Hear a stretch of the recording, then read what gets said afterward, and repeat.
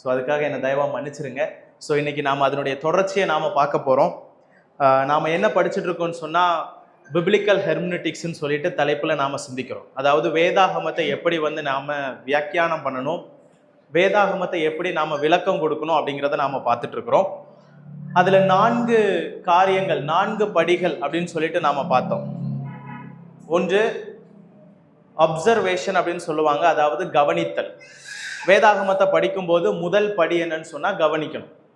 2வது தான் என்னன்னு சொன்னால் வியாக்கியானம் செய்தல் அல்லது விளக்கம் கொடுத்தல், அதை இன்டர்பிரட்டேஷன் சொல்லுவாங்க. 3வது படி என்னன்னு சொன்னால் கோரிலேஷன், தொடர்பு படுத்தி பார்ப்பது. கடைசியாக நீங்கள் பார்த்தீங்கன்னு சொன்னால் ஆப்ளிகேஷன், அதை என்ன சொல்லலாம்னு சொன்னால் நம்முடைய வாழ்க்கையில் பிரயோஜனப்படுத்தி கொள்ளுதல், அதை அபியாசப்படுத்தி கொள்வது. ஆக இந்த 4 படிகளை வச்சு தான் ஒரு பிரசங்கமே இருக்குது. இந்த 4 விஷயங்களும் இல்லாமல் ஒரு செய்தியை நாம் சரியாக ஒரு பகுதியிலிருந்து புரிந்து கொள்ள முடியாது. ஆக நாம் இப்போ முதல் படியை தான் சிந்தித்து கொண்டிருக்கிறோம். அந்த முதல் படியில் நாம் நிறைய விஷயங்களை பார்த்தோம், எப்படியெல்லாம் நாம் கவனிக்கணும், வேதத்தை படிக்கும் போதெல்லாம் நாம் சிந்தித்தோம். இன்றைக்கு நாம் விட்ட தொடர்ச்சி, அதாவது ஒரு விஷயத்தை கவனிக்கணும்னு சொன்னால் நமக்கு வாசிக்கிற திறன் இருக்கணும் அப்படின்னு சொல்லி நாம் சொல்லியிருந்தோம். எந்த ஒரு ஷார்ட்கட் மெத்தடும் வேதாகமத்தை கற்றுக்கொள்வதற்கு கிடையவே கிடையாது. வேதத்தை நீங்கள் வாசிக்காமல் கற்றுக்கொள்ள முடியாது. அப்போ வேதத்தை வாசிப்பதற்கு வாசிக்கும் திறன்கள் அவசியம்னு சொன்னேன். அப்போ வாசிக்கும் திறன்களில் ஒரு 3 விஷயங்களை நாம் சிந்தித்தோம். உங்களுக்கு ஞாபகம் இருக்குன்னு நினைக்கிறேன். அப்படியே கொஞ்சம் ஒரு 2-3 மாதத்துக்கு முன்னாடி எழுதினதை பேப்பரை புரட்டி பார்த்தீங்கன்னா உங்களுக்கு என்ன இருக்கும், எங்கே விட்டீங்க அப்படின்னு சொல்லிட்டு உங்களுக்கு ஞாபகத்தில் இருக்கும். இன்னைக்கு நான் சொல்ல போகிற விஷயத்த நாம் என்ன செய்யலாம், கவனிக்கலாம். இன்னைக்கு நாம் சிந்திக்க போகிறது என்னென்னா, வாசிக்கிறதற்கு சில 10-11 முறைகள் இருக்குதுன்னு நான் சொன்னேன். அதில் இன்றைக்கு நாம் சிந்திக்க போகிற முறை என்னென்னா, வேதத்தை தேர்ந்தெடுத்து வாசிக்க வேண்டும். இன்னைக்கு நாம் சிந்திக்க போகிறது என்னது, வேதத்தை தேர்ந்தெடுத்து வாசிக்கணும். நீங்கள் பார்த்துருப்பீங்க, சிலர் ஞாயிற்றுக்கிழமை ஒரு பகுதி, அதுக்கப்புறம் பார்த்தீங்கன்னா திங்கக்கிழமை இன்னொரு பகுதி, இப்படி வாசித்தா கூட கொஞ்சம் மனசு ஆறிடும். ஆனால் எப்படி வாசிப்பாங்க தெரியுமா? சிலர் காலையில் எழுந்த உடனே இப்படி ஓப்பன் பண்ணுவாங்க. இப்படி ஓப்பன் பண்ணோன்னே என்ன வரும், என்ன வரும்? நீதிமொழிகள் வருமா? என்ன வேணாலும் வரும், அது அவங்கவுங்க ஓப்பன் பண்ணுறதை பொறுத்து. ஸோ இப்படி தான் ஒருத்தர் என்ன செஞ்சாருன்னா, டக்குன்னு பைபிளை திறந்த உடனே யூதாஸ் நாண்டு கொண்டு செத்தான் அப்படின்னு வாசிச்சார். அடுத்தது ஐயோ காலையிலேயே இது தேவையில்லாத ஒரு செய்தியாக இருக்குன்னு சொல்லி இன்னொரு பக்கம் பார்த்தா அதை அப்படியே செய் அப்படின்னு வந்துச்சான். ஓகேவா? ஸோ இப்படி வாசிச்சா இந்த மாதிரி தான் வசனங்கள் வரும். அப்போ நாம் என்ன செய்யணும், தெரிந்தெடுத்து சில பகுதிகளை நாம் வாசிக்க வேண்டும் அப்படிங்கிறது தான் நாம் இதுலேருந்து கற்றுக்கொள்ள போகிறோம்.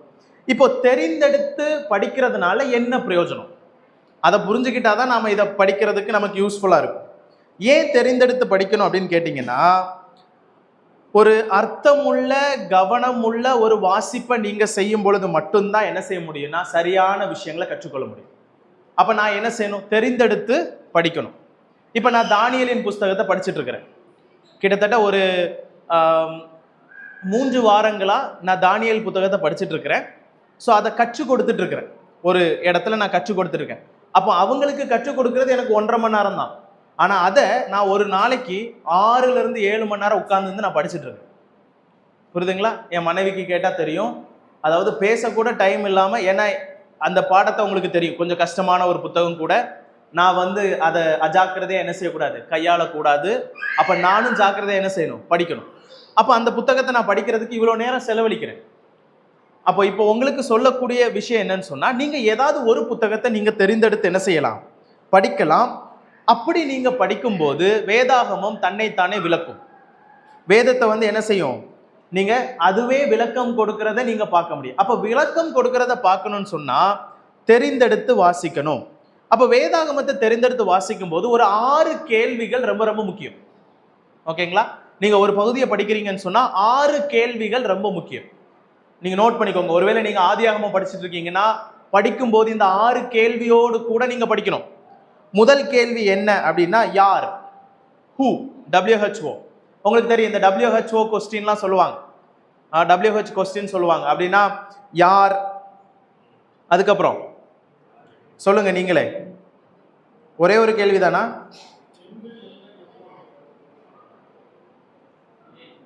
என்ன, வேற எங்கே, அதுக்கப்புறம் எப்போது, இப்படி லிஸ்ட் போயிட்டே இருக்கும். சரி, கேள்வி கேட்க நான் முன்னாடியே சொல்லிக்கேன், கேள்வி கேட்க இங்க யாருக்குமே சொல்லிக் கொடுக்க வேண்டிய அவசியமே இல்லை. எல்லாருக்குமே கேள்வி கேட்க நல்லாவே தெரியும். ஆனா வேதத்தை படிக்கும்போது கேள்வி கேட்க தெரியணும். இப்போ உதாரணத்திற்கு நான் சில எக்ஸாம்பிளோட உங்களுக்கு சொல்லும்போது நீங்க என்ன செய்யலாம், அதை கற்றுக்கொள்ள உங்களுக்கு உதவிகரமாக இருக்கும். ஸோ முதல் கேள்வி யார் அப்படிங்கிறதுக்கு உதாரணத்துக்கு ஒரு பகுதியை நாம வாசிக்கலாம். ஆதியாகமம் 22ஆம் அதிகாரம் 1-2 வசனங்கள். நீங்க எல்லாம் பைபிளை ஓபன் பண்ணி நீங்க தான் இப்ப பதில் சொல்ல போறீங்க. ஏன்னா இந்த சப்ஜெக்ட் வந்து என்னது, ஒரு பிராக்டிக்கலான ஒரு சப்ஜெக்ட். ஆதியாகமம் 22ஆம் அதிகாரம் 1-2 வசனங்களை ஒருத்தங்க சத்தமா வாசிங்க.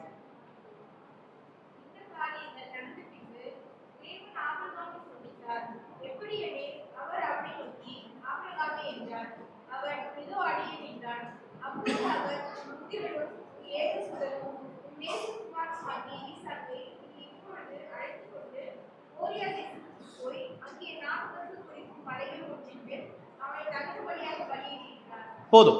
இப்போ யார் அப்படிங்கிற கேள்விய இந்த 2 வசனத்துக்கிட்ட நாம கேட்க போறோம். அதற்கு முன்னாடி யார் அப்படிங்கிறது எதை குறிக்குதுன்னு சொன்னா, மனிதர்கள் அடையாளப்படுத்திக் கொள்வதற்கு தான் நாம என்ன செய்வோம், யார் அப்படிங்கிற பதில நாம கேள்வியை நாம கேட்போம்.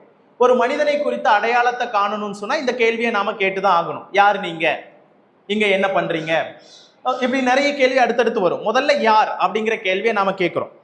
இப்போ இதை கேட்கும்போது யார் பேசுகிறார்கள் அப்படிங்கிறத நாம கண்டுபிடிக்க முடியும்.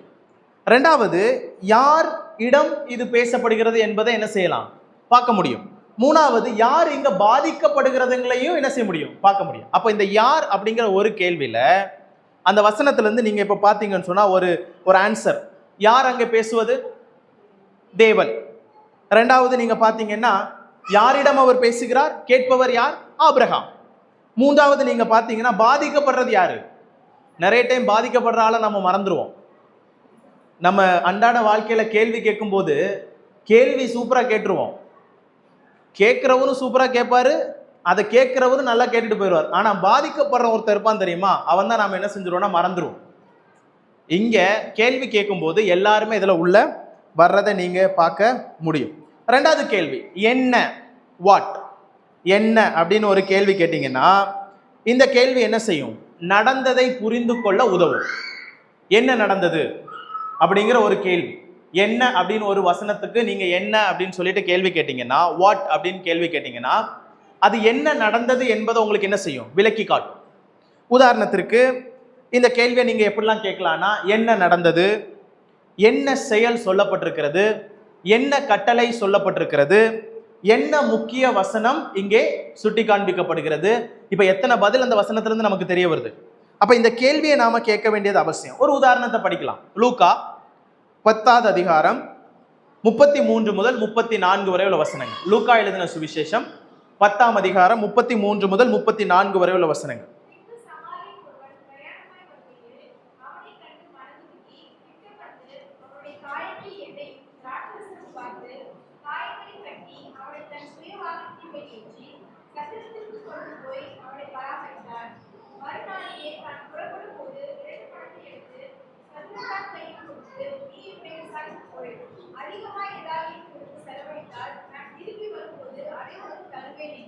போதும். இங்க என்ன அப்படிங்கிற ஒரு கேள்வியை நீங்க கேட்டீங்கன்னு சொன்னா என்ன காட்டப்பட்டது, அங்கே என்ன பதில் சொல்லலாம், அந்த பகுதியிலிருந்து இரக்கம் காட்டப்பட்டது சொல்லலாமா இல்லையா, இரக்கம் காட்டப்பட்டது. என்ன வெளிப்படுத்தப்பட்டது அப்படின்னு ஒரு கேள்வி கேட்டீங்கன்னா செயல் மூலமாக அவருடைய அன்பு வெளிப்படுத்தப்பட்டதுன்னு சொல்லலாம். புரியுதுங்களா உங்களுக்கு? என்ன செய்யப்பட்டது அப்படின்னு கேட்டீங்கன்னா உதவி அவனுக்கு என்ன செய்யப்பட்டது, செய்யப்பட்டது. இப்படி நீங்க பல கேள்விகளை அந்த பகுதியில் என்ன செய்ய முடியும், கேட்கலாம். எத்தனை கேள்வி வேணாலும் கேளுங்க, அதற்கான பதில் அது கொடுக்கும். கொடுக்காத பட்சத்தில் நாம என்ன செய்யணும், அலசணும், ஆராயணும், தெரிந்து கொள்ள முயற்சி செய்யணும். புரியுதுங்களா? இப்ப தானியேலின் புத்தகத்தை படிக்கும்போது தானியேலுக்கு ஒரு கேள்வி வருது. என்ன கேள்வினா, இஸ்ரவேல் ஜனங்களை குறித்ததான எதிர்காலத்தை பற்றிய கேள்வி அவருக்கு வருது. இப்ப இன்னும் 2 வருஷம் தான் பாக்கி இருக்கு. யூதர்கள் என்ன செய்ய போறாங்க, பாபிலோன்ல இருந்து திரும்பி போவதுக்கு 2 வருஷம் தான் இருக்கு. எரேமியா தீர்க்கதரிசன புத்தகத்துல படிக்கும்போது இப்ப கிட்டத்தட்ட 68 வருஷம் ஆயிருச்சு. இன்னும் 2 வருஷம் தான் மிச்சம் இருக்கு. இப்போ தானியேலுக்கு ஒரு கேள்வி வருது.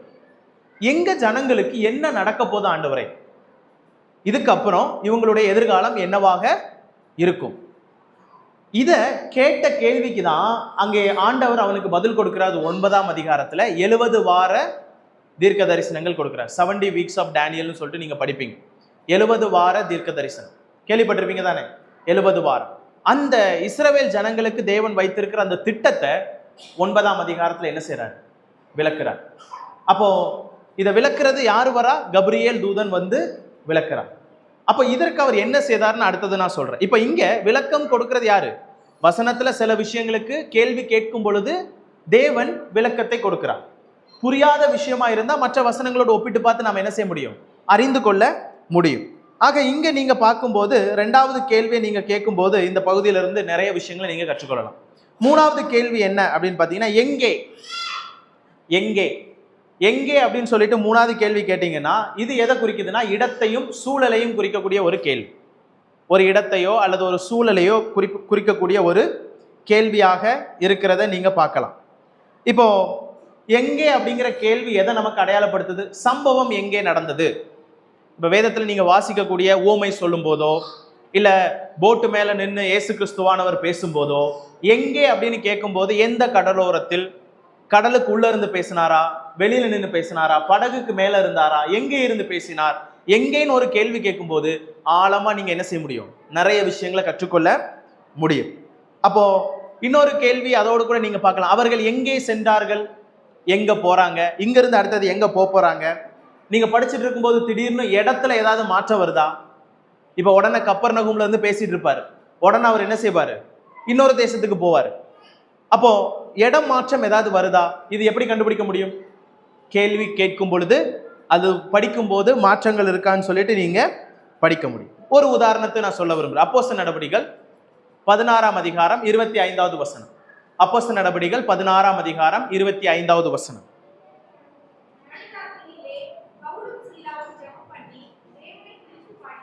போதும். இப்ப இந்த கேள்வி கேளுங்க, எங்கே, என்னெல்லாம் உங்களுக்கு பதில் வரும்? எங்கே இருந்து துதித்து பாடினார்கள்? சிறைச்சாலையில இருந்து துதித்து பாடினார்கள். ஓகே, எதின் இடையில் அல்லது எந்த சூழல்ல பாட்டு பாடுறாங்கன்னு சொன்னா பாடுகளுக்கு மத்தியில என்ன செய்றாங்க? பாட்டு பாடுறாங்க. அப்ப எங்கேன்னு ஒரு கேள்வி கேட்டீங்கன்னா, திடீர்னு நம்ம வந்து பாட்டு பாடுறதா இருந்தா கோயில்ல தாங்க பாட்டு பாடுவாங்கன்னு சொல்ல முடியுமா? பொதுவா நம்மளை பொறுத்த வரைக்கும் ஐடியா என்னது? சர்ச்சில் தானே துதித்து பாட முடியும். ஆனா இந்த ஆளு சிறையிலையும் பாடுறாரு. அப்ப நீங்க கேள்வி கேட்கும் போது எங்கே இது நடக்குதுன்னு சொல்லும் போது உங்களுக்கு என்ன ஆகும்? இன்னும் ஒரு ஆழமான கருத்து வரும். சிறையிலையும் பாட முடியுமா? பாருங்களேன், இவர் பாடுறாரு. அப்ப எங்க? அது ஒரு பாடுகள் மத்தியில, சிறையில, ஆலயத்துல இல்ல, அது ஒரு கஷ்டமான சூழ்நிலையில அவர் பாடுறாருங்கிற உங்களுக்கு பொருள் தெரிய வர்றதை நீங்க பார்க்கலாம். ஓகேங்களா? அடுத்த கேள்வியை நீங்க பாத்தீங்கன்னா, எப்போது எப்போது அப்படிங்கிற கேள்வி எதை குறிக்குதுன்னா காலத்தையும் வரிசையையும் சுட்டி காண்பிக்கக்கூடியது தான் எப்போது என்கிற கேள்வி. எப்போது இந்த கேள்வியை நீங்க கேட்டீங்கன்னா காலத்தையும் வரிசையையும் நீங்க கண்டுகொள்ள முடியும். எப்போது நடந்தது, எந்த நிகழ்வுக்கு பிறகு இது நடந்தது, அல்லது காத்திருப்பின் காலமா? காத்திருப்பின் காலமா என்னது? வெயிட்டிங் டைம் பீரியடா? ஒரு இந்த டைம்ல அவர் சொல்லியிருக்காரா, இல்ல உடனே நடக்க போதா, இல்ல லேட்டா தான் நடக்குமா அப்படிங்கிறது உங்களுக்கு எப்ப தெரியும்? எப்போது அப்படிங்கிற கேள்வி கேட்கும்போது தெரியும். இப்ப உதாரணத்திற்கு இயேசு கிறிஸ்துவுக்கு சில பெயர்கள் கொடுக்கப்படுது பிறக்கும் பொழுதே. உதாரணத்துக்கு ஏசாயா 9ஆம் அதிகாரத்துல கர்த்தர்த்துவம் அவர் தோள் மேல் இருக்கும், அதிசயமானவர், அவருக்கு பாலகன் பெயர் இருக்கு, ஆலோசனை கர்த்தா. இப்போ நமக்கு ஒரு பாலகன் பிறந்தார் அப்படின்னு வாசிக்கிறோம். அது எப்ப நடந்துச்சு? அது எப்ப நடந்தது? மத்தேயு எழுதின சுவிசேஷத்துல நாம வாசிக்கிறோம். அப்போ அந்த பகுதி நிறைவேறிச்சு. எப்போது அப்படின்னு ஒரு கேள்வி கேட்டீங்கன்னா, புதிய ஏற்பாடுல பெத்லகேம்ல அவர் பிறந்த அந்த பொழுதில் அங்க ஒரு கட்டளை கொடுக்கப்படுது. சீசர் அகஸ்டஸ் என்ன செய்றாரு? வரி வசூலிக்கணும், அது மட்டும் இல்லாம அங்கே கணக்கு எடுக்கணும்னு சொல்லிட்டு ஒரு கட்டளை கொடுக்கப்பட்டதுனால அந்த நேரத்துல சொன்ன நேரத்துல அவர் என்ன செய்றாரு? பூமியில பறக்கிறார். இது நிறைவேறிட்டு. அதுக்கப்புறம் வர்ற பாட் கர்த்தத்துவம் அவர் தோள் மேல் இருக்கும். கர்த்தத்துவம் அல்லது ஆளுகை செய்கிற அந்த குணம் இப்பவும் நம்மள ஆளுகை செய்துட்டு இருக்கிறார், இல்லைன்ட்டு இல்லை. ஆனா அல்டிமேட்டா ஒரு நாள் அது நடக்குமே, அது இன்னும் வரவில்லை. புரியுதுங்களா உங்களுக்கு? முற்றிலுமா லிட்ரலா இந்த பூமியில அவர் தன்னுடைய ஆளுகையை, தன்னுடைய ராஜ்யத்தை ஸ்தாபிக்க போற அந்த நாள் இன்னும் வரவில்லை. அந்தி கிறிஸ்துவ அழித்ததற்கு பிற்பாடு என்ன நடக்கும்?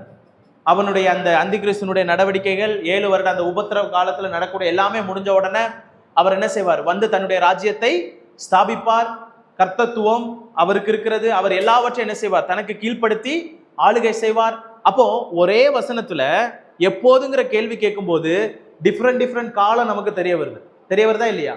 திடீர்னு பகுதி நிறைவேறிச்சு, அப்ப எல்லாமே நிறைவேறிச்சுன்னு எடுத்துக்க கூடாது. சில தீர்க்க தரிசன வசனங்களுக்கு சொன்ன உடனேயே நிறைவேற்றம் வந்துரும்னு சொல்லிட்டு நினைக்க கூடாது. புரியுதுங்களா உங்களுக்கு? சில வசனங்கள், தீர்க்க தரிசன வசனங்கள் இமிடியேட்டா சில இடத்துல பார்ஷியலா ஃபுல்ஃபில் ஆகும், பகுதியாக என்ன செய்யும்? நிறைவேறும். சில இது முழுமையாக எதிர்காலத்தில் கிறிஸ்துவினுடைய நேரத்திலையும் சரி, எதிர்காலத்துல என்ன செய்யும்? உறுதியாகிறத நீங்க பார்க்கலாம். இன்னொரு வசனத்தை சொல்லவா? ஓசியா 11ஆம் அதிகாரம் நினைக்கிறேன். அங்க நீங்க பாத்தீங்கன்னா இஸ்ரவேல் ஜனங்களை நான் என்ன செய்தேன்? எகிப்திலிருந்து வரவழைத்தேன் அப்படிங்கிற கான்செப்ட்ல நீங்க வாசிக்க முடியும். இப்ப இதே வசனத்தை மத்தேயு என்ன செய்யறாருன்னா, இயேசு கிறிஸ்து எகிப்திலிருந்து மறுபடியும் எகிப்துல வந்து கொலை செய்யறதுக்கு ஏரோதும் அவனுடைய கூட்டத்துக்கு முன்னாடி எல்லாருமே அவர் திட்டமிடும் போது அவர் என்ன செய்யறாருன்னா, எகிப்துக்கு போவதுக்கு ஆண்டவர் சொல்றார். யாருக்கு? யோசேப்பின் இடத்துல சொல்றாரு, எகிப்துக்கு புறப்பட்டு போகணும். போனதுக்கு அப்புறம் தூதனானவன் மறுபடியும் தோண்டி என்ன சொல்றாரு? பிள்ளைய கொலை செய்ய நினைச்சவன் என்ன செஞ்சுட்டான்? மரித்து போயிட்டான். மறுபடியும் நீ என்ன செய்? திரும்பி வா. அங்கேயும் இந்த வசனம் சொல்லப்படுது, அதாவது என்னுடைய குமாரனை எகிப்திலிருந்து வரவழைத்தேன். இப்ப நல்லா யோசிச்சு பாருங்க, எகிப்திலிருந்து வர வைத்ததை யாரை குறிக்குது? ஒண்ணு இஸ்ரவேல் ஜனங்களையும் அது குறிக்குது. எப்போ? யாத்திராகமம் 12ஆம் அதிகாரத்துல அந்த சம்பவம் நடக்குது. எகிப்திலிருந்து அவர் என்ன செய்யறாரு? தம்முடைய பிள்ளைகளை வழி நடத்தி கூட்டு வராரு. முற்றிலுமா அங்க என்ன செய்யுது? விடுதலை கொடுக்கப்படுது. ஆனா அதே இது இன்னொரு தொலைநோக்குல நீங்க பாத்தீங்கன்னு சொன்னா எத்தனை வருஷம் கழிச்சு மத்தேயுல பயன்படுத்தப்படுது? அதே வசனத்தை தான் என்ன செய்யறாரு? இது யாருக்கும் பொருந்தும்? இயேசு கிறிஸ்துவுக்கும் பொருந்தும். அப்ப நல்லா யோசிச்சுக்கோங்க, ஒரு வசனம் தான், ஆனா டபுள் ஃபுல்ஃபில்மெண்ட், இரட்டத்தனையாக நிறைவேறுதலை நாம பார்க்க முடியும். அப்போ இதெல்லாம் எப்படி தெரியும் அப்படின்னு கேட்டீங்கன்னா, நீங்க கேட்க போற கேள்வி எப்போது நடந்தது? புரியுதுங்களா? எப்போது நடந்தது? எந்த நிகழ்வுக்கு பிறகு இது நடந்தது? இதெல்லாம் கேள்விகள். எந்த நிகழ்வுக்கு பிறகு நடந்தது? ஏதாவது காத்திருப்பின் காலம் அவசியமா? அப்போஸ்தலர் நடவடிக்கைகள் 1ஆம் அதிகாரத்துல காத்திருந்தாங்க. யாருக்காக? ஆவியானவருக்காக காத்திருந்தாங்க. ஆனா இன்றைக்கும் ஒரு சில கூட்டம் காத்துட்டு இருக்கு. பார்த்துருக்கீங்களா? சனிக்கிழமை உட்கார்ந்து காத்திருப்பு ஜபம்.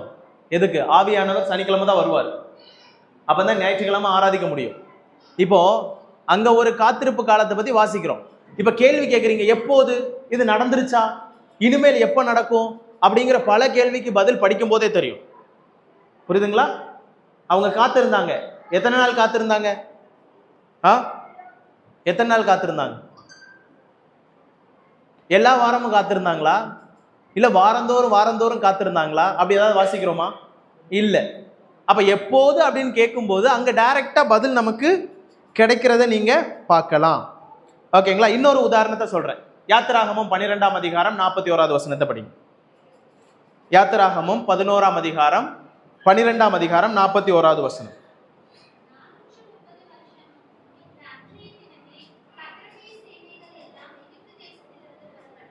ஓகே, இப்ப இங்க கேள்விக்கான பதில், இது எத்தனை காத்திருப்புக்கு, நீண்ட காத்திருப்புக்கு பிறகுதான் இந்த சம்பவம் நடக்குது. எத்தனை வருஷம்? கிட்டத்தட்ட 430 வருஷம். அப்ப இங்க நீங்க பாத்தீங்கன்னா ஆண்டவர் சொல்லிட்டாரு, அப்ப நடந்திருக்கணும், உடனே நாம எடுத்துக்க முடியாது. கிட்டத்தட்ட 430 வருஷம் காத்திருப்பு அங்க இருக்கிறதா நீங்க என்ன செய்ய முடியும்? பார்க்க முடியும். அப்ப அதே சமயத்துல எப்போதுன்னு அப்படின்னு கேட்டீங்கன்னா தேவனுடைய நேரத்துல இது நடந்துச்சுன்னு பதில் கிடைக்கும். எப்போது அப்படின்னு சொன்னீங்கன்னா தாமதம் இல்லாமல் இது நடந்துச்சுன்னு சொல்லிட்டு பதில் நமக்கு கிடைக்கும். அப்ப எப்போதுங்கிற கேள்வியை கேட்கும் போது நிறைய விஷயங்கள் நமக்கு கிடைக்கிறத நீங்க பார்க்கலாம். அடுத்ததா ஏன்? ஏன் அப்படிங்கிறது எதை குறிக்குது? காரணம் அல்லது நோக்கம். ஏன் இதை பவுல் எழுதினார்? ஏன் அப்படிங்கிற கேள்வி நீங்க கேட்டீங்கன்னா காரணம் அல்லது நோக்கத்தை இது பிரதிபலிக்கும். இந்த ஏன் அப்படிங்கிறது ஒரு சிறந்த ஒரு கேள்வி. ஏன் அப்படிங்கிறத ஆழமான ஒரு கேள்வின்னு கூட நீங்க சொல்ல முடியும். ஏன்னு நீங்க கேட்கும்போது நிறைய ஆழமான அர்த்தத்தை நீங்க புரிந்து கொள்ள முடியும், பதிலும் உங்களுக்கு கிடைக்கும். உதாரணத்திற்கு ஏன் சர்ச்சுக்கு வரல அப்படிங்கிற ஒரு கேள்வியை நான் உங்ககிட்ட கேட்டேன்னா கண்டிப்பாக கொஞ்சம் ஆழமான பதில் எனக்கு கிடைக்கும். கிடைக்குமா இல்லையா? இன்னைக்கு யாராவது காலையில் வராமல் இருந்தீங்களா இந்த கூட்டத்தில்? எல்லாரும் வந்துட்டீங்க தானே? நான் சும்மா ரேண்டமாக கேட்டேங்க. அங்கே ஒரு சகோதரன் என்னை பார்த்து சிரிக்கிறாரு. ஒருவேளை எதையோ அவர் நினச்சி கேட்குறாரு. இன்னைக்கு காலையில் ஒரு சர்ச்சில் நான் செய்தியில் என்ன சொன்னேன்னா, உலகத்திலும் உலகத்தில் உள்ளவைகளிலும் அன்பு கூறாதிருங்கள் தான் என்னுடைய தலைப்பு. அப்போ உலகம்னா அங்கே என்னப்பா அப்படின்னு சொல்லிட்டு விளக்கிட்டு இருந்தேன். விளக்கும் போது என்ன சொன்னேன்னா, உலகம்னு சொன்னால் ஊட்டிக்கு போகக்கூடாது, கொடைக்கானலுக்கு போகக்கூடாது, உலகத்தில் இருக்கிற படைப்புகளை ரசிக்கக்கூடாது அப்படிங்கிறது அர்த்தம் இல்லைன்னு நான் பாட்டுக்கு சொல்லிட்டேன். நான் சொல்லிட்டு இருக்கவே பின்னாடி ஒரு கூட்டம் சிரிக்குது. ஊட்டிக்கு போகக்கூடாதுன்னு சொன்னதை பிடிச்சிக்கிட்டாங்க. என்ன பிரச்சனைனா, அடுத்த வாரம் ஒரு தம்பி ஃப்ரெண்ட்ஸோட சேர்ந்து ஊட்டிக்கு போகிறான். அவங்களுக்குள்ள என்ன டிஸ்கஷன்னா, இந்த அண்ணனுக்கு எப்படி தெரியும் நம்ம ஊட்டிக்கு போகிறது? செய்தி முடிச்சோன்னு அந்த பையன் என்கிட்ட கேட்குறான், அண்ணே உண்மையா யாராவது சொன்னாங்களானே உங்ககிட்ட? அப்புறம் அவங்களே சொல்லிக்கிறாங்க, நீங்க ஒரு தீர்க்கதரிசி, ஏன்னா உங்க பேர் டேனியல்ல, உங்களுக்கு தெரியும் அப்படின்ட்டு போயிட்டாங்க. நான் சொன்னேன், சும்மா அடிச்சு விடுறது. நம்ம ஊர்ல நமக்கு தெரிஞ்ச ஊர் பேரை தான் நம்ம சொல்ல முடியும், அப்படிதானே? ஊட்டின்னு சொல்லி சொன்னா ஜென்ரலா தெரியும். நீ எப்போ போறன்னு கேட்டேன். சண்டே போறியா? ஆமாண்ணே, வீக்கெண்ட் அப்படின்னா. சரி, அப்போ அதனால தான் உனக்கு கஷ்டம். சர்ச்சில் எல்லாரும், சர்ச்சில் ஒரு சிலர் அவனை தான் திரும்பி பார்க்குறாங்க. அவன் கார்னரில் இருக்கான், இங்கே செய்தி கொடுத்துட்டு இருக்கேன், இங்கேருந்து அங்கேருந்து கொஞ்சம் பேர் பின்னாடி திரும்பி பார்க்குறாங்க. அப்போ அதனால இது என்னது, கேள்வி தற்செயலாக கேட்கறது தான், யாரையும் பர்சனலாக இண்டிகேட் பண்ணலை. ஓகேங்களா? ஸோ ஏன் அப்படிங்கிற கேள்வி ஆழமான கேள்வி. அர்த்தம் அல்லது பதில் நிறைய விஷயம் நீங்கள் கற்றுக்கலாம். யாருன்னு கேட்டால் கூட ஆபிரகாம்னு சொல்லிட்டு முடிச்சிருவீங்க. ஏன் பலி செலுத்த போனார்னு கேட்டா கொஞ்சம் எக்ஸ்பிளனேஷன் என்ன செய்யும், கூடும். ஆழமான ஒரு கேள்விதான் இந்த கேள்வி. ஓகே, ஒரு உதாரணத்தை நம்ம பார்க்கலாம். யோவான் 9ஆம் அதிகாரம் 3வது வசனம். யோவான் 9ஆம் அதிகாரம் 3வது வசனம்.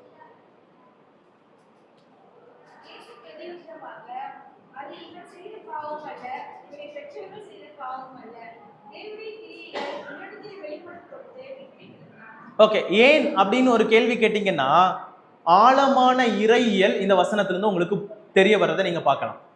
ஏன் இப்படி நடந்தது? பதில் சொல்லாமா அந்த வசனத்திலிருந்து? ஏன் ஏன் இப்படி அவனுக்கு நடந்தது? தேவனுடைய மகிமைக்காக. நம்பர் 1, தேவனுடைய மகிமைக்காக. அப்ப தேவ மகிமை குறித்து நீங்க ஆழமா சிந்திக்கிறதுக்கு ஒரு வாய்ப்பு வருதா இல்லையாங்க?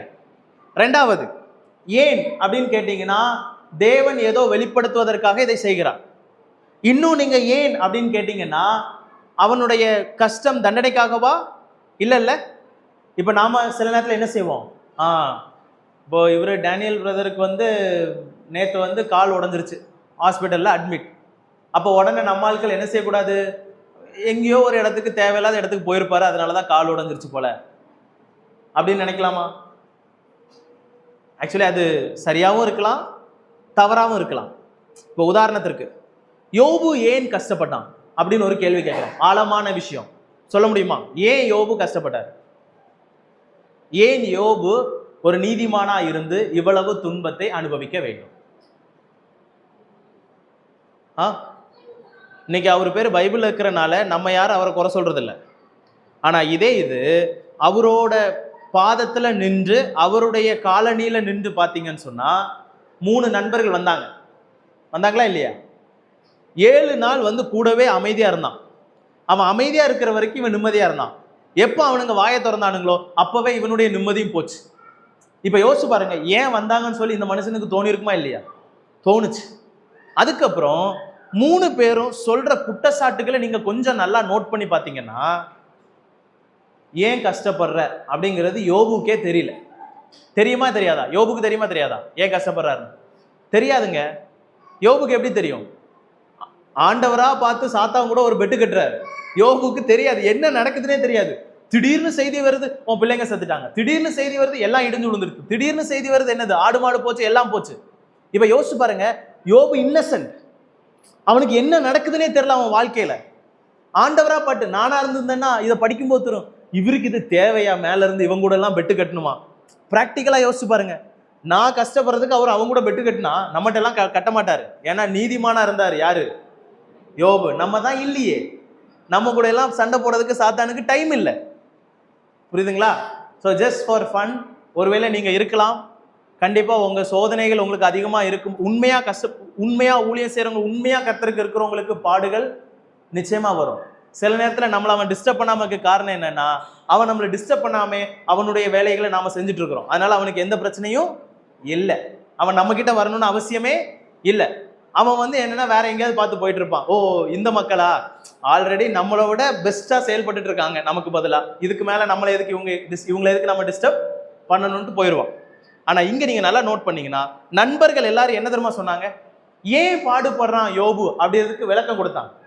என்ன விளக்கம்னா, எங்க சர்வீஸ்ல ஒருத்தன் சொல்றான், எங்க சர்வீஸ்ல நான் பார்த்த நபர்கள்ல என்னுடைய அனுபவத்துல ஒரு மனுஷன் இவ்வளவு கஷ்டப்படணும்னு சொன்னா நிச்சயமா அவன் பாவம் செஞ்சவனா தான் இருக்கணும் சொன்னாங்களா இல்லையா? எல்லாரும் சுத்தி சுத்தி என்ன தெரியுமா சொன்னாங்க? உன் வாழ்க்கையில ஏதோ மறைமுகமான பாவம் இருக்குப்பா, தயவு செய்து என்ன செய், அறிக்கை செய்.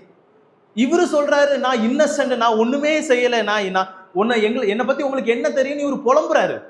ஆனா 3 பேருமே உலகளாவிய அந்த வேர்ல்டு வேவோட அவங்க சொன்னது என்னன்னா, ஏதோ இருக்கு, சம் சீக்ரெட்ஸ், ஏதோ மறைமுகமான பாவம் உன் வாழ்க்கையில இருக்கு. ஆனா கடைசியில அப்படி எதுவுமே இல்லைன்னு சொல்லிட்டு யார் தெரியுமா சாட்சி கொடுத்தா?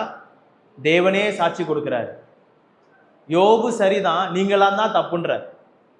யோபு குறித்து சாட்சி முதல் வசனத்திலேயே, முதல் அதிகாரத்திலேயே சொல்லியிருக்கு, அடிக்கடி சொல்லியிருக்கு. 2 டைம் அவரே டைரக்டா சாட்சி கொடுக்கிறார். உத்தமனும் சன்மார்க்கனும் தேவனுக்கு பயந்து பொல்லாப்புக்கு விலகுகிறவனுமாய் இருக்கிறான் ஊத்ஸ் எனும் தேசத்துல. இப்படி ஒரு மனுஷனை பார்க்கவே இல்லை. அவரு கூட கேட்கிறாரு, ஏன் தாசன் மேல நீ உன் கண்ணை வச்சுட்டியா அப்படின்னு கேட்கிறாரு. அப்போ எந்த அளவுக்கு அந்த மனுஷன் நீதிமானா இருந்திருக்க கூடும். எசேக்கியேலும் கூட என்ன செய்யறாருன்னா, தானியேலையும் யோபுவையும் சேர்த்து வச்சு ஒரு இடத்துல கோட் பண்றாரு. எப்படி? எசேக்கியேல் புத்தகத்தை படிச்சு பார்த்தீங்கன்னா, அது வரலாற்று சம்பவமாக நோவாவையும் அவர் அங்கே உள்ள கொண்டு வரதை நீங்க பார்க்க முடியும். 3 பேரையுமே கொண்டு வர. அப்போ இதுக்கு நீங்க ஒரு பதில், ஏன் கஷ்டப்படுறாரு அப்படிங்கிற ஒரு கேள்வி கேட்டீங்கன்னா ஆழமா யோசிக்கணும். சும்மா நாம பதில் எடுத்தோம்னு வைங்களேன், நம்முடைய தியாலஜி தப்பா போயிடும். அப்ப இதனால ஒரு பாடத்தை நீங்க கற்றுக்கொள்ளணும். ஒருத்தங்க கஷ்டப்படுறாங்கன்னா நீங்க கன்க்ளூஷனுக்கு தயவு செய்து என்ன செய்யாதீங்க, வராதீங்க. அது செய்த பாவத்துக்காக கூட இருக்கலாம், தேவ மகிமைக்காக கூட இருக்கலாம், கர்த்தருடைய அனாதி திட்டத்தின்படி அவைகள் நடக்கும். நாம ஜட்ஜ்மெண்டலா இருக்க கூடாது.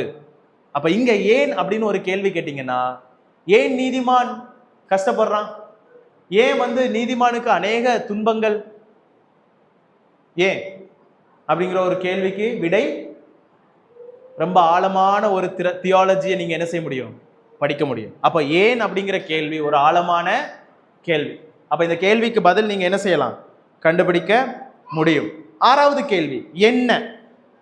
என்ன 6வது கேள்வி ஆகவே என்ன அப்படின்னு சொல்லலாம், wherefore அப்படின்னு சொல்லுவாங்க. ஸோ இந்த கேள்வி என்ன அப்படின்னு சொன்னா, நாம் என்ன செய்ய வேண்டும்? இப்போ இவ்வளவு விஷயங்களை நீங்க படிக்கிறீங்க, படிக்கும்போது இத்தனை கேள்வி கேட்குறீங்க. ஆபிரகாம் சம்பவத்தை படித்தோம். ஆபிரகாம் சம்பவத்தில் நாம பார்க்கும்போது விசுவாசத்தினால ஆபிரகாம் என்ன செய்றாரு, தன்னுடைய ஒரே பேரான குமாரனை பலி செலுத்துவதற்கு கொண்டு போறார். அப்ப இதை படிக்கிறதுனால இதனாலே நான் என்ன செய்ய வேண்டும் அந்த கேள்வியை நீங்க கேட்கும்போது என்னென்ன கத்துக்கிட்டீங்க அந்த சம்பவத்துல சொல்லலாமா? விசுவாசம் வேற, கீழ்ப்படிதல் வேற, வேற என்னது? விசுவாசிகள் விசுவாசின்னு பதில் சொன்னாங்க, கீழ்ப்படுகிறவங்க கீழ்ப்படிதல்னு சொன்னாங்க. நம்ம ஏதாவது ஒன்று சொல்லுவோமே, அண்ணா சொல்லுங்க. அன்பு, தேவனை நேசிக்கிறது, தேவனை அதிகமா அவர் நேசித்ததனுடைய வெளிப்பாடு தான் அது. ஓகே, வேற தேவனுக்கு பயந்து நடப்பது. ஆண்டவர் ஆல்ரெடி அவருக்கு சொன்னாரு, நீ என்ன இப்ப செய்யணும்னா என் கட்டளையில கை கொண்டு எனக்கு பயந்து நட, உன் குழந்தை தரதை பத்தி நான் பாத்துக்கிறேன், நீ இப்ப என்ன செய்யணும், எனக்கு பயந்து உண்மையா நட. அத குழந்தை பிறந்ததுக்கு அப்புறமும் செஞ்சார். ஓகே, நல்ல சார். இப்ப நீங்க இத்தனை பதில் சொன்னீங்கல்ல, இதுல இருந்து ஒரு செய்தி கொடுக்கலாம், கீழ்ப்படிதல் இருந்து ஒரு செய்தி கொடுக்கலாம். புரியுதுங்க உங்களுக்கு இந்த முக்கியத்துவம்? உங்க கூட ஆண்டவர் பேசுறத வச்சு பேசுறதா மெசேஜ். உங்க கூட ஆண்டவர் என்ன பேசுறாரு? விசுவாசத்துல குறைவா, விசுவாசத்தை பத்தி பேசுறாரா? அப்ப நீங்க சொல்லலாம், நான் இந்த வாரம் இதை படிச்சுட்டு இருந்தேன், ஆண்டவர் என்னோடு கூட விசுவாசத்தை திடப்படுத்துவதற்கு பேசினாரு, அப்ப இதுல இருந்து நான் என்ன கற்றுக்கொண்டனோ அதை நான் பேசுறேன். அதுதாங்க செய்தி, வேற ஒண்ணுமே இல்லை. காம்ப்ளிகேட் பண்ணாதீங்க. நீங்க என்ன கற்றுக்கொண்டீங்களோ அதை தான் பேச போறீங்க. அப்ப இந்த கேள்வி கேட்கறது ரொம்ப முக்கியம் முக்கியம் முக்கியம். கேள்வி கேட்கறத மற்றவர்களிடத்துல கேட்கறத விட்டுட்டு பைபிள்ல கேட்கறத நாம என்ன செய்யணும்? முயற்சி செய்யணும், பழக வேண்டியது அவசியம். ஓகேங்களா? அடுத்த தலைப்பு, ஜெபத்துடன் வாசிக்க வேண்டும். வாசிக்கிறத எப்படி வாசிக்கணும்? ஜெபத்துடன் வாசிக்க வேண்டும். சிலர் தப்பா புரிந்து கொள்றாங்க. ஜெபம் பண்றது தனி, பைபிள் படிக்கிறது தனி. பார்த்திருக்கீங்களா? ஜெபம் பண்றது தனி, பைபிள் படிக்கிறது தனி. ரெண்டுமே தனித்தனி காரியங்கள் அல்லவே. ஓகேங்களா? வேதம் வாசிக்கும் போதே ஜெபம் ஒரு விசுவாசியை வழிநடத்த வேண்டும். புரியுதா இல்லையா? வேதம் வாசிக்கும் போதே ஒரு விசுவாசியை ஜெபம் என்ன செய்யணும்? வழி நடத்த வேண்டும். ஒரு 2 விஷயம் சொல்றேன், நீங்க எழுதி கூட வச்சுக்கோங்க, உங்க பைபிள்ல கூட எழுதி வச்சுக்கோங்க. என்னன்னு சொன்னா, ஜெபம் இல்லாத வாசிப்பு இஸ் ஈக்குவல் டு தகவல். புரியுதுங்களா? ஜெபம் இல்லாத வாசிப்பு என்பது தகவலுக்கு சமானம். இன்ஃபர்மேஷன் மட்டும்தான். சும்மா நீங்க கண்ணை மூடிட்டு ஜெபம் பண்ணாம பைபிளை திறந்து ஆதியாகமத்தை ஃபுல்லா படிச்சுட்டு என்னெல்லாமோ நீங்க பண்ணிட்டு போனா கூட நிறைய தகவல் கிடைக்கும் உங்களுக்கு. என்ன தகவல்? பைபிள்ல இருக்கிற சம்பவங்களை குறித்த தகவல் எல்லாமே கிடைக்கும். ஆனா அடுத்ததான் ரொம்ப முக்கியம், ஜெபத்துடன் வாசிப்பது மாற்றத்தை கொடுக்கும். ஜெபத்துடன் வாசிப்பது மாற்றத்தை கொடுக்கும். இப்படி நீங்க எழுதிக்கோங்க, ஜெபமில்லாத வாசிப்பு இஸ் ஈக்குவல் டு தகவல், ஜெபத்துடன் வாசிப்பது இஸ் ஈக்குவல் டு மாற்றம். இன்ஃபர்மேஷனுக்கும் டிரான்ஸ்ஃபர்மேஷனுக்கும் ரொம்ப வித்தியாசம் இருக்கு. ஓகே? வித் பிரேயர் என்ன கொடுக்கும்? டிரான்ஸ்ஃபர்மேஷனை உண்டாக்கும். வித்தவுட் பிரேயர் இன்ஃபர்மேஷனை மட்டும்தான் கொடுக்கும். அப்போ ஜெபமும் வேத வாசிப்பும் பிரிந்ததல்ல, ரெண்டுமே சேர்ந்த ஒன்று. இன்னைக்கு அநேகரை பொறுத்த வரைக்கும் வேத புத்தகம் என்பது ஒரு தகவல் புத்தகமா நிறைய பேருடைய கையில் இருக்கு. உண்மையை சொல்லாமா? வேத புத்தகம் என்பது எப்படி இருக்கு எல்லாருடைய கைகள்ல? தகவல் புத்தகமா? இப்போ ஒரு கேள்வி கேட்டா, பிரதர் நான் ஒரு சர்ச்சுக்கு போயிருக்கேன், சர்ச்சு பேர்லாம் சொல்ல மாட்டேன், சர்ச்சுக்கு போயிருக்கேன், அங்க செய்தி கொடுக்கும்போது நம்ம ஒரு வசனத்தை வாசிக்க சொல்லுவோம். ஒரு அம்மா இருக்காங்க, ஒரு அம்மான்னு சொன்னா ஒரு பாட்டி, நம்ம பைபிள் எடுத்து வாசிக்க முன்னாடியே அடிச்சு விடுவாங்க அந்த வசனத்தை மனப்பாடமா. ஆனா கரெக்டா இருக்காது, ஃபுல்லா வராது. நான் இதை எப்படி சொல்ல வரேன்னா, நல்ல விஷயம்தான், ஆனா ஒரு டிஸ்டர்பன்ஸாவே இருக்கும். எப்படி தெரியுமா? நீங்க புள்ளி வச்சு முடிக்கிறதுக்குள்ளாடி அவங்க சொல்லி முடிச்சிருவாங்க. இப்போ ஒரு கேள்வி கேட்டேன்னு வைங்களேன், உங்க யாரையுமே வாயை கூட திறக்க விட மாட்டாங்க, அவங்களே சொல்லி முடிச்சிருவாங்க. அவங்க அடிக்கடி சொல்லுவாங்க என்னன்னா, எனக்கு ஃபுல்லா தெரியும், சின்ன வயசுல இருந்து நான் பைபிள் என்ன செஞ்சிருக்கேன், கரைச்சு குடிச்சிருக்கேன். ஆனா டென்ஷன் ஆனாங்கன்னு வைங்களேன், ஒருத்தவங்களோட பக்கத்துல நிக்க விட மாட்டாங்க. அதுதான் சொல்றேன், அதாவது பைபிள் படிக்கிறது எதுக்குன்னு சொன்னா, அவரை போல் மாறுவதற்காகத்தான். ஆவிக்குரிய வளர்ச்சி, அந்த அம்மாவுக்கு அறிவு சார்ந்த வளர்ச்சி இருக்கு, ஆனா ஆவிக்குரிய வளர்ச்சி இஸ் நாட் ஈக்குவல் டு என்னது? வேத ஞானம். நிறைய ஞானம் இருக்கிறது நீங்க ஸ்பிரிச்சுவலா இருக்கிறதுக்கான அர்த்தம் கிடையாது. உங்களுக்கு நிறைய வசனம் தெரியலாம், ஆனா ஆவிக்குரிய வளர்ச்சி, அவர் ரொம்ப முதிர்ச்சியான விசுவாசின்னு சொல்ல முடியாது. அதே விசுவாசிட்ட செய்தி முடிச்ச உடனே, பிரதர் அந்த செய்தியில இந்த மாதிரி குறை இருக்கு பிரதர், கரெக்ஷன் பண்ணிக்கோங்கன்னு சொல்லி பாருங்களேன்.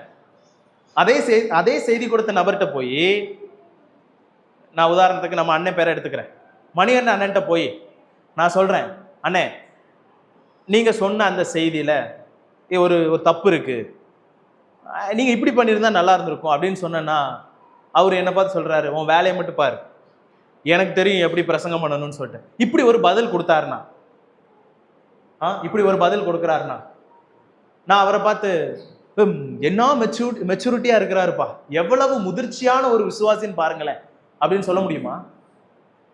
முதிர்ச்சி என்ன எதை குறிக்குதுன்னு சொன்னா, உங்களுடைய பக்குவத்தையும் உங்க பொறுமையையும், நீங்க வளருகிறது மற்றவங்களுக்கு தெரியுது, எவ்வளவு பொறுமையா ஹேண்டில் பண்றீங்க, எவ்வளவு தாழ்மையா விஷயங்களை நீங்க கையாளுறீங்க. அதே அண்ணன் சரி டேனி, நான் நெக்ஸ்ட் டைம் வந்து இதை கரெக்ட் பண்ணிக்கிறேன், எனக்கு கூடுதலா எனக்கு சாட்டிஸ்ஃபைடா இல்லை நீ சொல்றது, எனக்கு கூடுதலா சில விஷயம் சொல்ல, நான் இதை எப்படி ஏத்துக்க முடியும் அப்படின்னு என்கிட்ட கேட்டாருன்னா அது என்னது?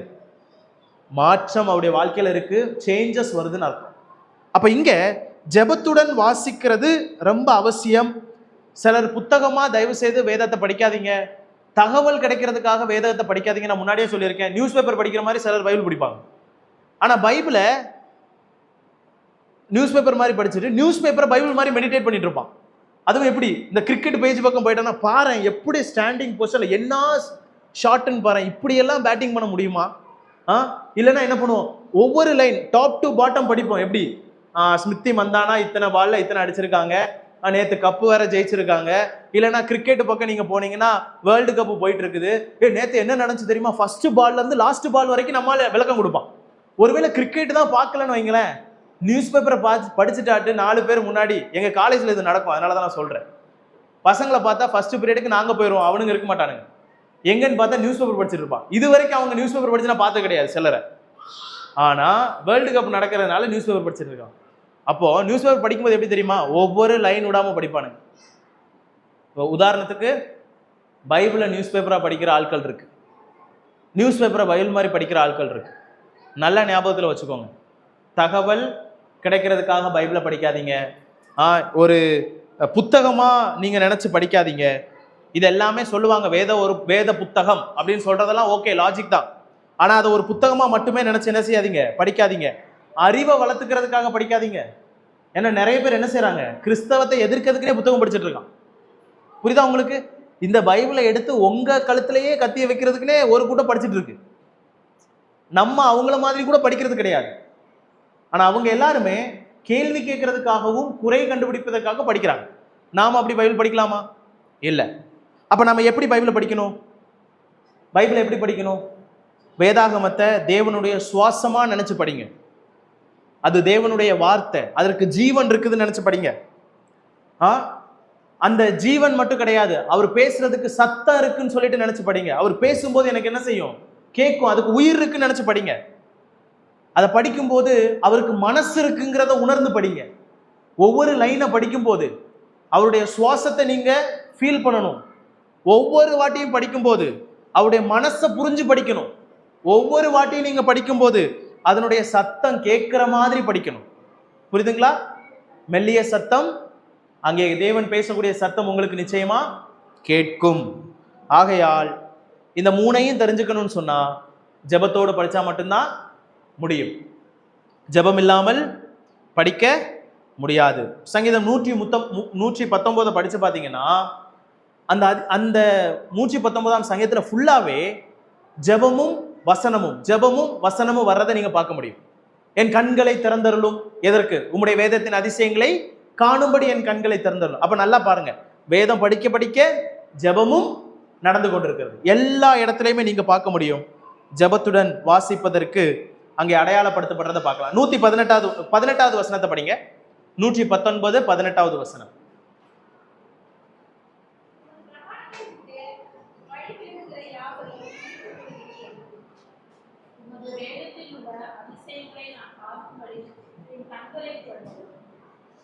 ஓகேங்களா? சோ இங்க படிக்கும்போது வேதத்தினுடைய அதிசயங்களை பார்க்கும்படி என் கண்களை திறந்தருளும்னு சொல்றார். இதற்கு இப்படியே அர்த்தம் கொடுக்கலாம். ஓகேங்களா? வேத புத்தகம் கண்களுக்கு திறந்திருக்கலாம், கண்ணு திறந்திருக்காம வேதம் படிக்க முடியுமா? ஆனா சங்கீதக்காரர் என்ன சொல்றாரு, உம்முடைய அதிசயங்களை நான் காணும்படி என் கண்களை திறந்தரணும். அப்படின்னு அர்த்தம் என்ன? கண்ணை திறந்து பைபிள் படிக்கலாம், ஆனா இருதயம் மூடிட்டு இருக்க வாய்ப்பு இருக்கு. புரியுதுங்களா? கண்ணை திறந்துட்டே நீங்க பைபிள் படிக்க முடியும். அதாவது காலையில எங்க ஹாஸ்டல்ல பசங்க பைபிள் படிப்பாங்க. எப்படின்னு சொன்னா 5 மணிக்கு எல்லாரும் எந்திக்கணும். அப்போ வார்டன் வந்து ரவுண்டு போவார், பைபிள் படிக்கிறாங்களா இல்லைங்க. சிலர் 5 மணிக்கு எந்திரிச்சு உட்காந்து தலைகில பைபிள் வச்சுருப்பானுங்க கையில. அதாவது தூக்கத்துல பைபிளை வந்து உல்டாவா வச்சுட்டு, சிலர் என்ன பண்ணுவாங்கன்னு சொன்னா ஜெபம் பண்ற பொசிஷன் இப்படி சாஞ்சு இப்படி முழங்கால் போட்டு இப்படி பெட்ல இருப்போம். அப்படின்னா வார்டன் என்ன பண்ணுவாங்க, ஜெபம் பண்ணிட்டு இருக்கான் விட்டுட்டு போயிடலாம் அப்படின்னு சொல்லிட்டு போயிடுவாங்க. சில வார்டன் எங்கள் காலேஜில் கிளவராக இருக்கிற ஆட்கள்லாம் இருக்காங்க.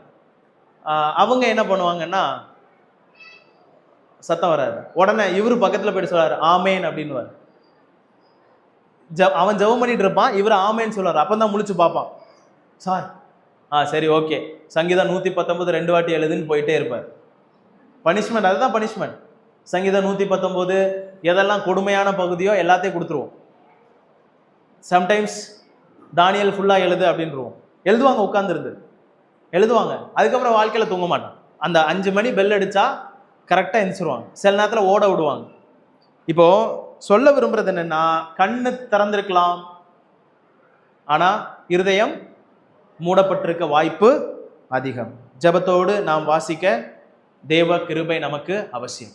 அதே மாதிரி படிக்கிற சத்தியத்தை நாம் வாழ்க்கையில் பயன்படுத்தவும் நமக்கு ஜெபம் தேவை. ஆண்டவரே, நான் பலவீனமானவன், ஏன்னா சில விஷயத்தை என்னால் கடைபிடிக்க முடியாது.